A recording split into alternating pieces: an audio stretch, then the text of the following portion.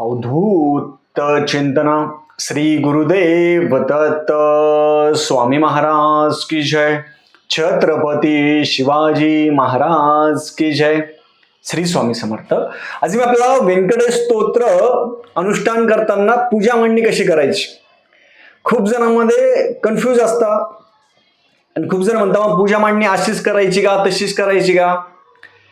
व्यंकटेश स्तोत्र अनुष्ठान कोण करू शकतं, ह्या अशा साध्या साध्या आणि सोप्या सोप्या गोष्टी या व्हिडिओमध्ये मी पूर्ण सांगणार आहे. चॅनलवर पहिल्यांदा आला असेल तर अवश्य सबस्क्राईब करा, म्हणजे येणारा नवीन व्हिडिओ श्री स्वामी समर्थ महाराजांचे गुरुचरित्राचे आणि नवनाथ पारायणाबद्दल माहिती भेटेल. व्यंकटेश स्तोत्र अनुष्ठान करायला तुम्हाला कोणतंही यंत्र घ्यायची गरज नाहीये. हे यंत्र घ्या, ते यंत्र घ्या, लक्ष्मी कुंचन घ्या, श्रीयंत्र घ्या, असं काहीच नाहीये.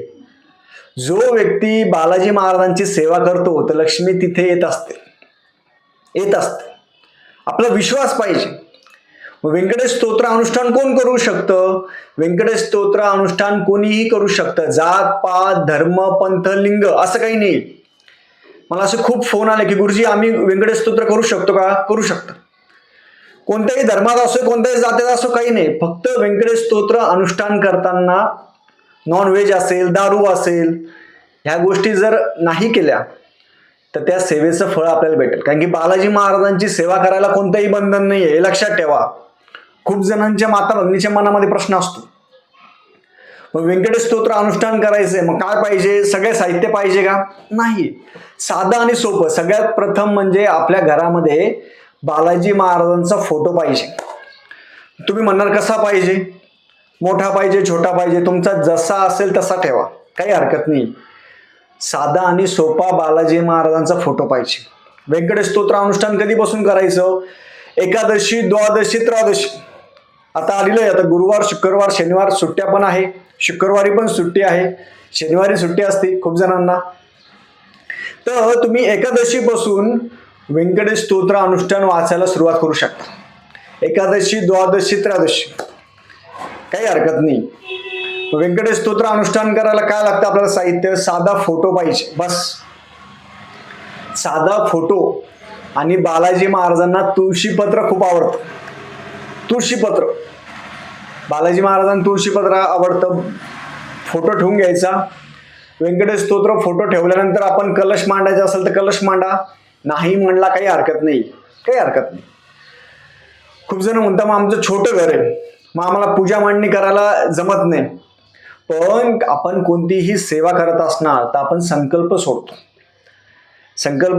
त्यासाठी आपण छोटा पाटावर असेल चौरंगावर असेल बालाजी महाराजांचा फोटो ठेवायचा.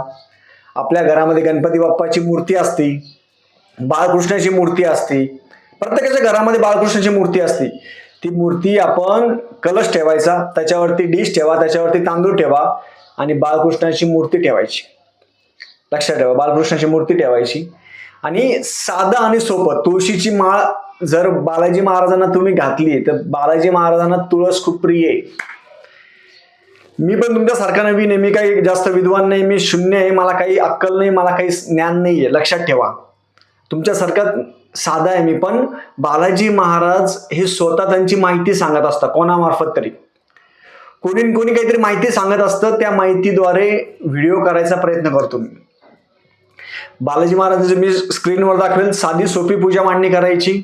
तुम्हाला व्यंकटेश स्तोत्र अनुष्ठान करायचंय तर तुम्ही अमावस्या सोडून कधीही व्यंकटेश स्तोत्राचं अनुष्ठान करू शकता. 1 दिवसाचं पण करू शकता, 3 दिवसीय 3 रात्री पण करू शकता, काही हरकत नाही. आता पूजा मांडणी आपल्याला समजली. आपला तुपाचा दिवा तेलाचा दिवा लावायचा. ज्या दिवशी व्यंकटेश स्तोत्राचं अनुष्ठान करायचंय त्या दिवशी काय करायचं, सगळ्यात पहिले ती जागा स्वच्छ पुसून घ्यायची गोमूत्राने. गोमूत्र असेल हळद असेल ती जागा स्वच्छ पुसून घ्यायची. आणि ती जागा स्वच्छ पुसल्यानंतर मग तिथं आपण चौरंग ठेवा, पाट ठेवा. कोणी बॅचलर असेल, कोणी बॅचलर रूम करून राहत असेल, हॉस्टेलमध्ये असेल, तुम्ही फक्त फोटो ठेवा, बस. फोटो ठेवला इनफ आहे, काही आवश्यकता नाही. तुम्हाला हार भेटला हार, नाही तर तुळशीपत्र आहे, तुळस थोडं तुळस तोडायचे आणि बालाजी महाराजांना तुळशीचा छोटा हार पण, बाळकृष्णाला तुळशीचा छोटा हार पण घातला तरी चालतो. व्यंकटेश स्तोत्र अनुष्ठान करताना खूप जण घाबरून टाकता, मग खिडक्या वाजता दारा वाजता असं काहीच वाजत नाही. ते मनातून विचार काढून टाका.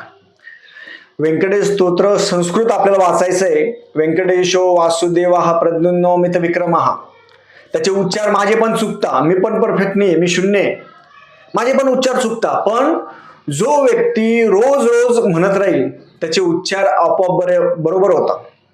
म्हणून उच्चार चुकता म्हणून म्हणू नका, असं काही नाहीये, असं काही नाहीये. ते मनातून विचार काढून टाका. मग व्यंकटेश स्तोत्र संस्कृत आपल्याला किती वेळा म्हणायचंय ते आपण 21 वेळा म्हणायचंय. आपल्याला लक्षात ठेवा, 21 वेळा व्यंकटेश स्तोत्र संस्कृत म्हणायचंय. तर आपल्याला ते त्याच्या ओव्या ज्या आहे त्या ओव्या आहे 15 ओव्या आहे. आपल्याला 8व्या ओवीपर्यंत 20 वेळा व्यंकटेश स्तोत्र वाचायचंय. 8व्या ओवीपर्यंत 20 वेळा आणि 21व्या वेळेस पूर्ण व्यंकटेश स्तोत्र वाचायचं. सोपं, एवढंच म्हणायचं आपल्याला. रात्री 11:30 वाजता आंघोळ करून बसायचं. थंड पाणी असेल, गरम पाणी असेल, कोणतेही असेल, छानपैकी आंघोळ करायची. थंड आंघोळीच्या पाण्यामध्ये हळद घ्यायचं. 3 दिवस ब्रह्मचार्याचं पालन करायचं. 3 दिवस आपण व्यंकटेश स्तोत्र अनुष्ठान करतोय हे कोणाला सांगायचं नाही सांगायचं कोणाला. रात्री छानपैकी आंघोळ करायची 11:30 वाजता. 11:30 वाजेपर्यंत झोपायचं नाही तर खूप जण म्हणणार रात्री अनुष्ठान करायचं, मी झोपून घेते. काही जण झोपून जातात आणि रात्री 1 वाजता उठतात. मग त्यांचं अनुष्ठान सफल होत नाही. आपल्याला अनुष्ठान करायचं नाही. एकादशी, द्वादशी, त्रयोदशी, शुक्रवार, शनिवार, रविवार करू शकता. तेव्हा करायच्या वेळेस 11:30 वाजता आंघोळ करून बसायचं. जप करायचा. आपण गुरुमंत्र घेतला असेल, देहधारी गुरु असेल, आपले कान फुकले असेल, गुरुमंत्र घेतला असेल. नसेल घेतला तर येणाऱ्या गुरुपौर्णिमेला एका ब्राह्मण व्यक्तीद्वारे आपण गुरुमंत्र घ्यावा. किंवा कोणताही गुरुमंत्र आपण घेतला तरी चालतो, काही हरकत नाहीये. गुरुमंत्र घ्यावा, आपले कान फुकून घ्यावे, गुरु करावा आणि त्याच्यानंतर आपल्या गुरु केल्यानंतर त्याच्याने आपली आध्यात्मिक प्रगती अजून होत असते. लक्षात ठेवा, आध्यात्मिक प्रगती जास्त होते. मग व्यंकटेश स्तोत्र अनुष्ठान चालू करायच्या अगोदर जप करायचा, गुरुमंत्रात जप करायचा, महाराजांचा जप करायचा, दत्त महाराजांचा जप करायचा आणि बरोबर 12 वाजता त्याच्या अगोदर संकल्प सोडायचा. संकल्प हा एकदा सोडायचा पहिल्या दिवशी. लक्षात ठेवा, पहिल्या दिवशी संकल्प सोडायचा. हातामध्ये पाणी घ्यायचं, गंध, अक्षदा, फुल, तुमचं नाव घ्या, गोत्र घ्या. ते करायच्या अगोदर पुरुषांनी भस्म लावायचं. कपाळी भस्म, दोन्ही हाताला भस्म, छातीला भस्म, बोटाला भस्म. महिलांनी पण भस्म लावावं. पुरुषांनी सवळं घालायचं. तुम्ही म्हणणार मग रात्रीचे कपडे घालतो, चड्डी घालतो, रात्रीचे कपडे घालतो. नाही, पुरुषांनी प्रॉपर सवळं घाला, धोतर घाला. तुम्ही सवळ्यात केलं तर त्याचं फळ भेटतं, नाही तर किती अनुष्ठान केले त्याचं फळ भेटणार नाही. महिलांनी साडी असेल साडी घालावी, हातामध्ये बांगड्या असेल, कपाळाला कुंकू असेल, हळद असेल. गाऊनवर, रात्रीच्या कपड्यावर व्यंकटेश स्तोत्र अनुष्ठान करू नका. खूप महिला करता म्हणून म्हणतो मी, तसं करू नका तुम्ही. त्याचं फळ उलटं भेटेल. काळ्या कपड्यावर करू नका. काही जण रात्रीच्या काळ्या कपड्यावर, काळ्या गाऊनवर करता, ते असं म्हणतं आम्हाला. अशा गोष्टी करायच्या नाही. प्रॉपर हिंदू संस्कृतीनुसार साडी घालावी. आपण जे करतोय ना ते केल्याने आपल्याला सगळ्या गोष्टी प्राप्त होतात. पुरुषांनी सवळं, महिलांनी साडी असेल, डोक्यावर पदर असेल, या गोष्टी सगळ्या करायच्या. हातात बांगड्या असेल. सामूहिक व्यंकटेश स्तोत्र अनुष्ठान तुम्ही करू शकता. सगळ्यांना कपडे असेल ते घालायला लावायचे, सवळं घालायला लावायचं. महिलांनी साडी असेल, ड्रेस असेल, या पद्धतीने घालू शकता. जे लग्नासाठी करताय, म्हणजे माझं लग्न व्हा असं खूप जणांना वाटतं, पुरुषांना वाटत असेल त्यांनी सवळं घाला. मुली लग्नासाठी करत असेल तर तुम्ही प्रॉपर साडी घाला. लग्नासाठी सेवा करत असणार त्यांनी. हे केल्यानंतर संकल्प करायचा. संकल्प एकदाच करायचा. 3 दिवस पूजा मांडणी हलवायची नाही. 21 कॉईन घ्यायचे. 21 कॉईन असेल ते कॉईन घ्या. 21 कॉईन घ्यायचे. एक कॉईन घेतल्यानंतर आपण व्यंकटेश स्तोत्र वाचताना मोठ्याने वाचायचं.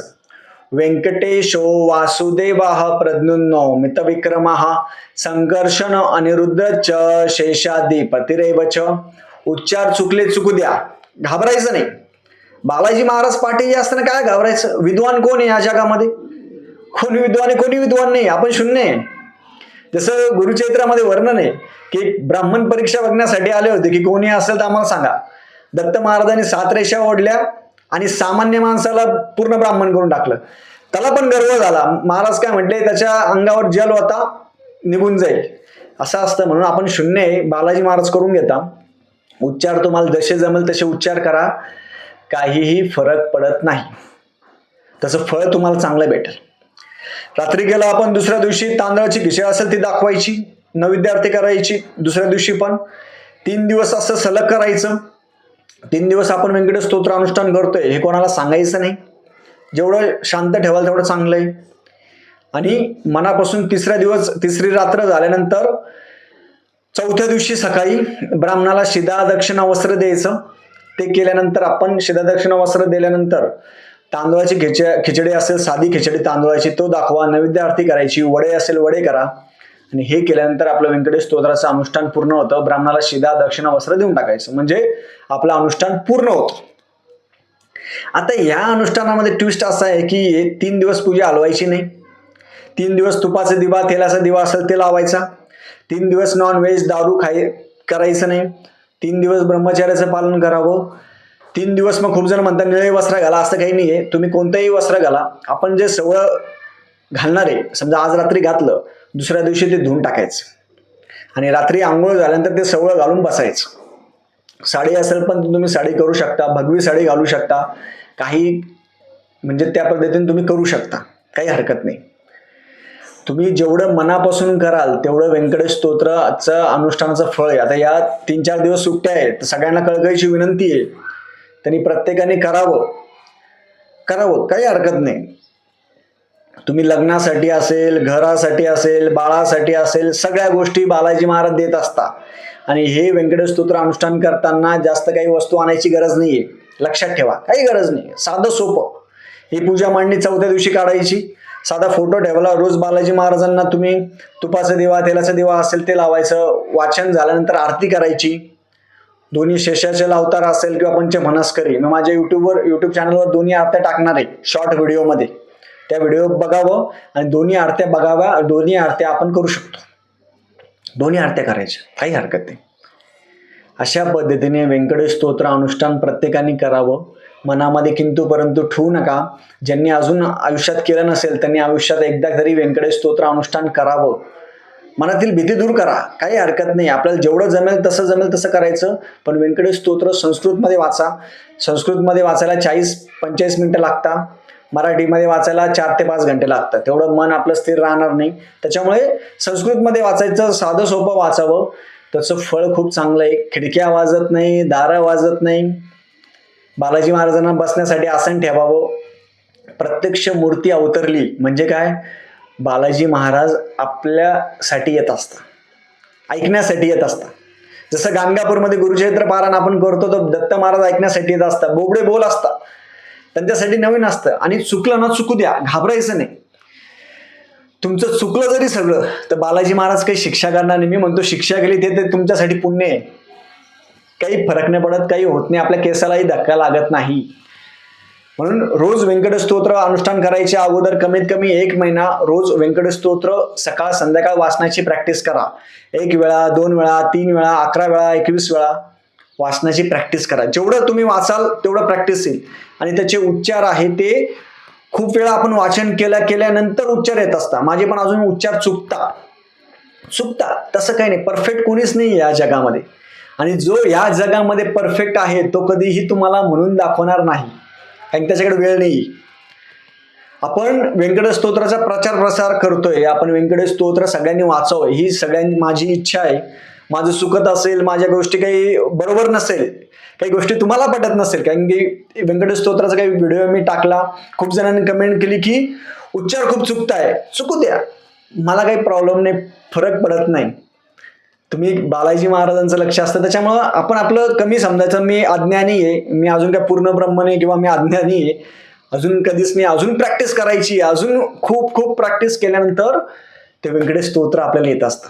म्हणून मी माफी मागतो, काही चुकत असेल माझं मला माफ करा, कारण की बालाजी महाराज सगळ्या गोष्टी करत असतात.